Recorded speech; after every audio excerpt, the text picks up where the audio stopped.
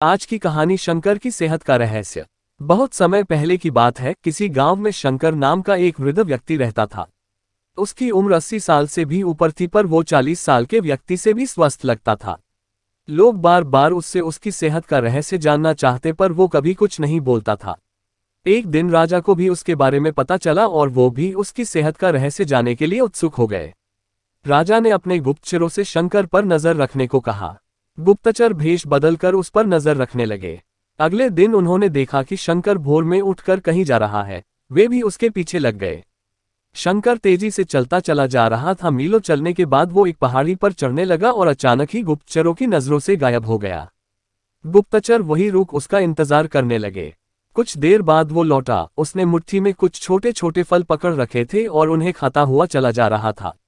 गुप्तचरों ने अंदाजा लगाया कि हो न हो शंकर इन्हीं रहस्यमयी फलों को खाकर इतना स्वस्थ है। अगले दिन दरबार में उन्होंने राजा को सारा किस्सा कह सुनाया। राजा ने उस पहाड़ी पर जाकर उन फलों का पता लगाने का आदेश दिया, पर बहुत खोजबीन करने के बाद भी कोई ऐसा असाधारण फल वहां नहीं दिखा। अंततः थक हार कर राजा शंकर को दरबार में हाजिर करने का हुक्म दिया। राजा शंकर, इस उम्र में भी तुम्हारी इतनी अच्छी सेहत देखकर हम प्रसन्न हैं। बताओ तुम्हारी सेहत का रहस्य क्या है? शंकर कुछ देर सोचता रहा और फिर बोला, महाराज, मैं रोज पहाड़ी पर जाकर एक रहस्यमयी फल खाता हूँ, वही मेरी सेहत का रहस्य है। ठीक है, चलो हमें भी वहां ले चलो और दिखाओ वो कौन सा फल है। सभी लोग पहाड़ी की ओर चल दिए। वहां पहुंचकर शंकर उन्हें एक बेर के पेड़ के पास ले गया और उसके फलों को दिखाते हुए बोला, हुजूर, यही वो फल है जिसे मैं रोज खाता हूँ।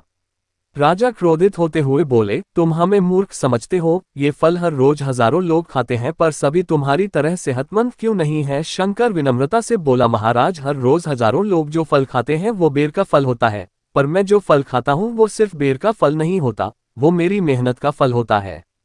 इसे खाने के लिए मैं रोज सुबह 10 मील पैदल चलता हूँ, जिससे मेरे शरीर की अच्छी वर्जिश हो जाती है और सुबह की स्वच्छ हवा मेरे लिए जड़ी बूटियों का काम करती है। बस यही मेरी सेहत का रहस्य है। राजा शंकर की बात समझ चुके थे। उन्होंने शंकर को स्वर्ण मुद्राएं देते हुए सम्मानित किया और अपनी प्रजा को भी शारीरिक श्रम करने की नसीहत दी। शिक्षा। मित्रों, आज टेक्नोलॉजी ने हमारी जिंदगी बिल्कुल आसान बना दी है। पहले हमें छोटे बड़े सभी कामों के लिए घर से निकलना ही पड़ता था, पर आज हम इंटरनेट के माध्यम से घर बैठे बैठे ही सारे काम कर लेते हैं। ऐसे में जो थोड़ा बहुत फिजिकल एक्टिविटी के मौके होते थे वो भी खत्म होते जा रहे हैं और इसका असर हमारी सेहत पर भी साफ देखा जा सकता है। WHO के मुताबिक आज दुनिया में 20 साल से ऊपर के 35% लोग ओवरवेट हैं और 11% ओबीज हैं। ऐसे में जरूरी हो जाता है कि हम अपनी सेहत का ध्यान रखें और रोजमर्रा के जीवन में शारीरिक श्रम को महत्व दें।